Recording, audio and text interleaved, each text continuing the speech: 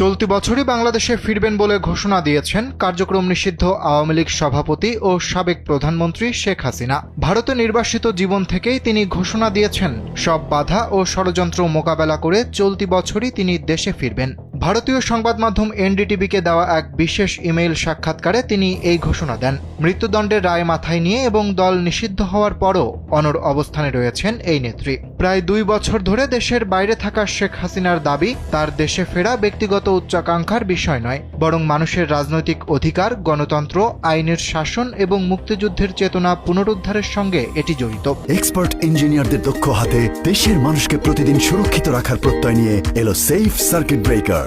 তিনি বলেন, ক্ষমতার জন্য নয়, মানুষের কল্যাণ এবং বঙ্গবন্ধুর সোনার বাংলা গড়ার লক্ষ্যেই তিনি রাজনীতি করেন। নিজের বিরুদ্ধে দেওয়া মৃত্যুদণ্ডের রায়কে তিনি অবৈধ, অসাংবিধানিক ও রাজনৈতিক উদ্দেশ্য প্রণোদিত বলে দাবি করেন। তার অভিযোগ, আওয়ামী লীগকে নেতৃত্বহীন করতেই বিচার বিভাগকে রাজনৈতিক প্রতিহিংসার হাতিয়ার হিসেবে ব্যবহার করা হয়েছে। সাক্ষাৎকারে শেখ হাসিনা আরও বলেন, তিনি মৃত্যুকে ভয় পান না। 1975 সালে পরিবারের অধিকাংশ সদস্যকে হারানো এবং 21 আগস্টের গ্রেনেড হামলা সহ একাধিক ষড়যন্ত্র মোকাবেলা করেও তিনি মানুষের পাশে ছিলেন। তাই সব বাধা উপেক্ষা করে চলতি বছরই দেশে ফেরার ব্যাপারে তিনি আশাবাদী বলেও জানান।